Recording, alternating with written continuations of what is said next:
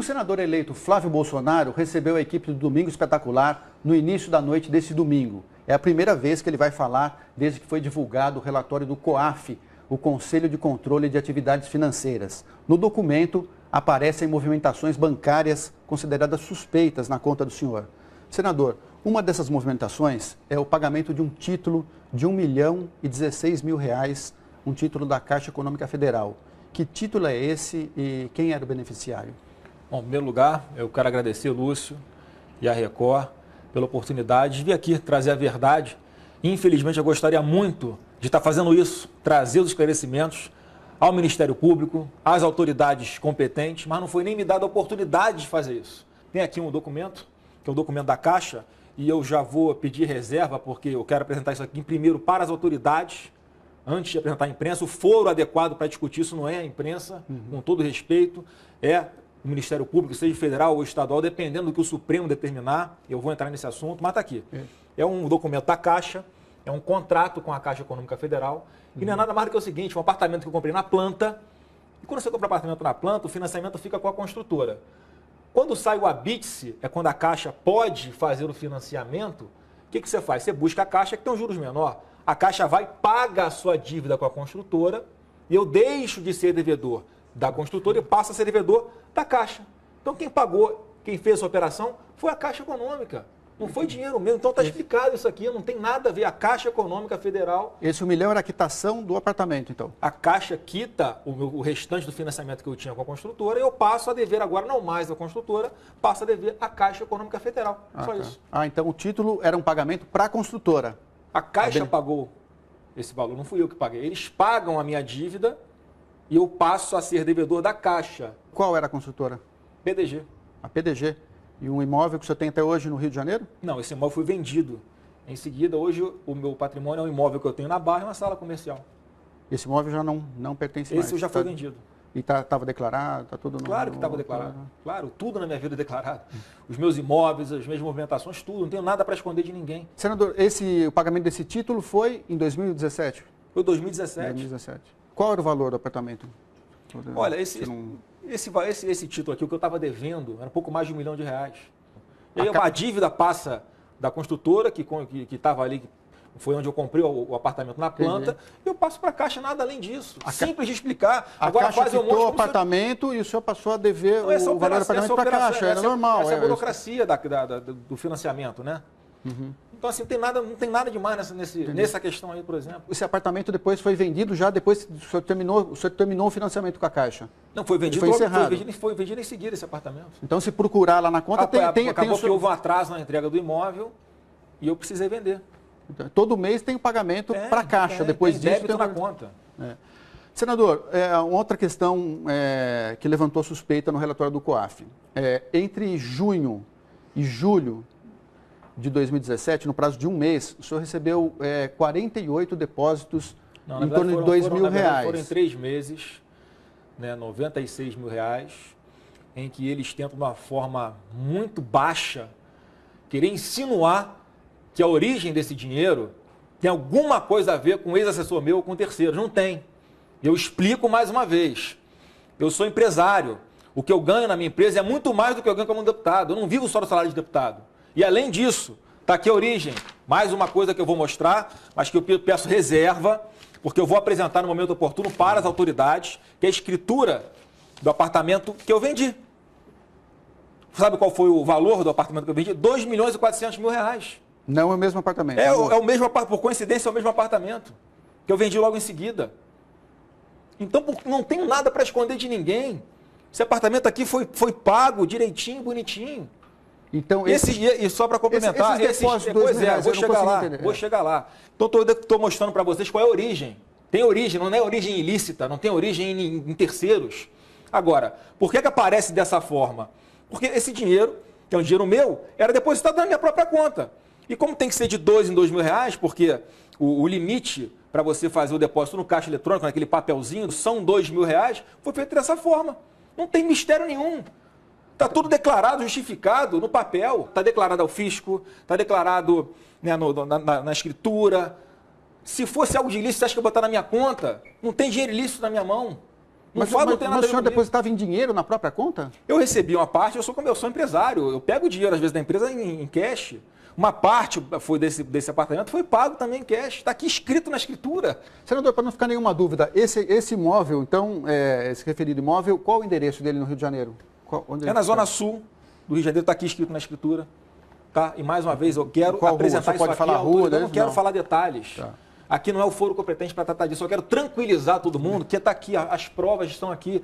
Eu só queria ter a oportunidade de mostrar isso aqui para a autoridade competente, não tive. E o que levantou suspeita, esses depósitos eram feitos no caixa, né, no banco, na agência bancária, dentro da Assembleia Legislativa do Rio de Janeiro. Trabalho. É onde o senhor trabalhava. É o meu gabinete. É a agência bancária que todo mundo da Assembleia vai ali para fazer as suas operações de depósito de conta, pagar, não sei o quê.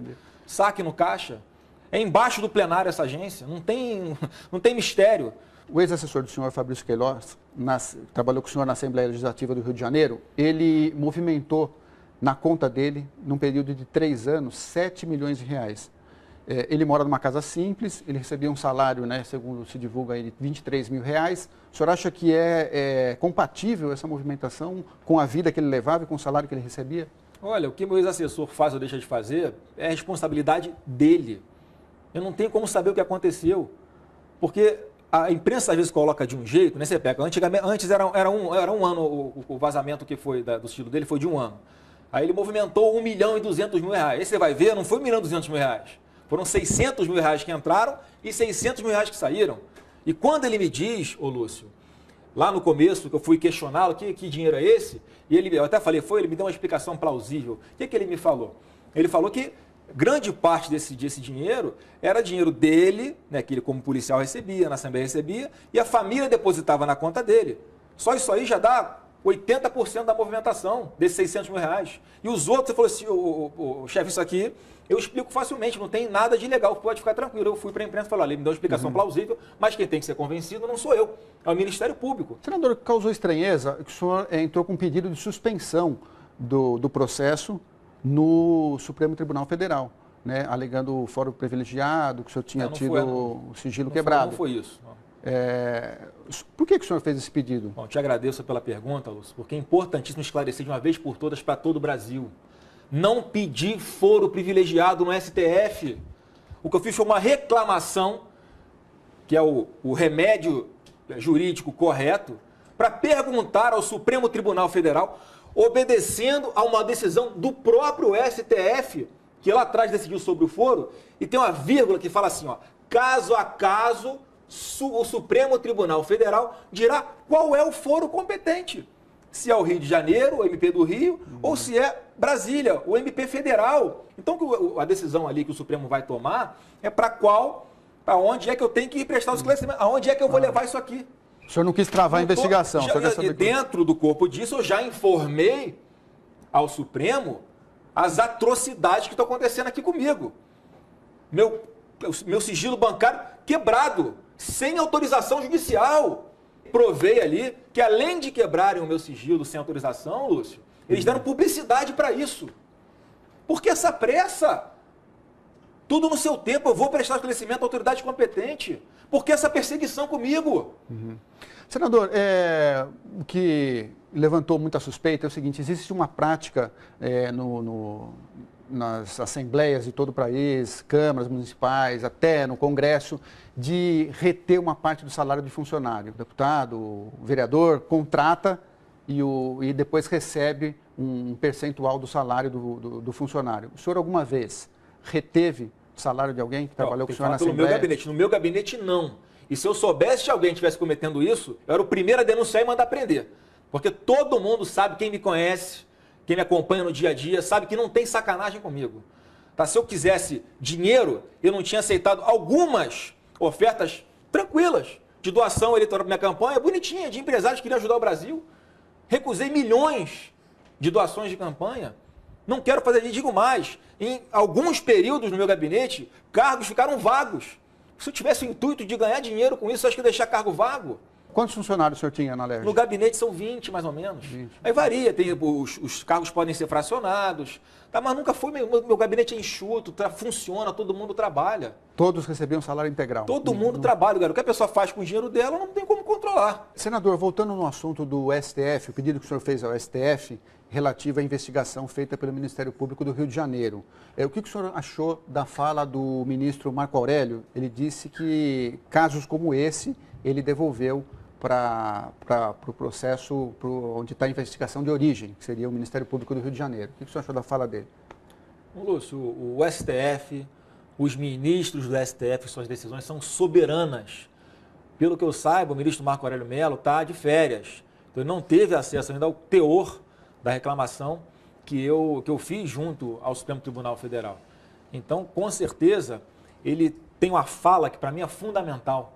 Ele diz o seguinte: eu não olho capa de processo, eu olho o conteúdo do processo.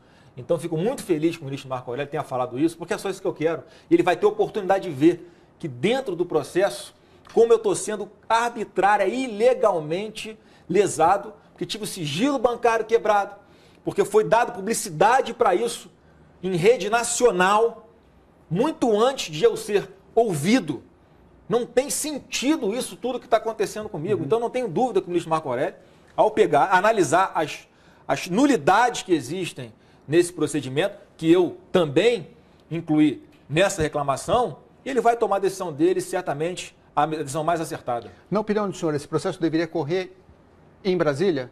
Não, quem tem que falar é o Supremo. Não cabe a mim falar. É a decisão do próprio Supremo Tribunal Federal. Não temos nas instâncias. Onde eu estiver aqui, eu vou, sem problema nenhum. Tá. Senador, para a gente concluir a entrevista, esse caso já está na mídia há mais de um mês, né?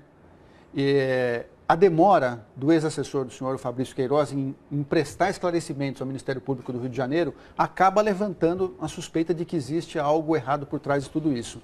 Por que ele está demorando tanto? O senhor não gostaria que ele fosse mais célere em resolver, esclarecer essa questão? Eu certamente gostaria que ele já tivesse feito isso. Agora, vamos contextualizar, Lúcio. Essa investigação já está correndo desde o início do ano passado. E muito antes do meu ex-assessor ser intimado para comparecer ao Ministério Público, já foi vazado todo o seu sigilo bancário também, que foi quebrado sem autorização judicial. Não tenho procuração para fazer defesa dele. Agora, em menos de 15 dias após isso tudo vir à tona, ele foi intimado 4 vezes. No momento em que a mídia está colocando também, eu fico sabendo por vocês, ele foi vítima de um câncer, retirou um câncer no intestino. É lógico que eu tenho interesse que ele fale o quanto antes, mas é uma coisa que foge ao meu controle. O senhor esteve com ele ontem, hoje? Não, aqui claro em São Paulo, que não posso nem chegar, porque eu não ligo para ele, não falo com ele, para não ter qualquer dúvida, qualquer suspeita de que eu esteja combinando alguma coisa com ele. No contato zero. Ok. Agradeço a entrevista. Tá bom, agradeço. Muito obrigado.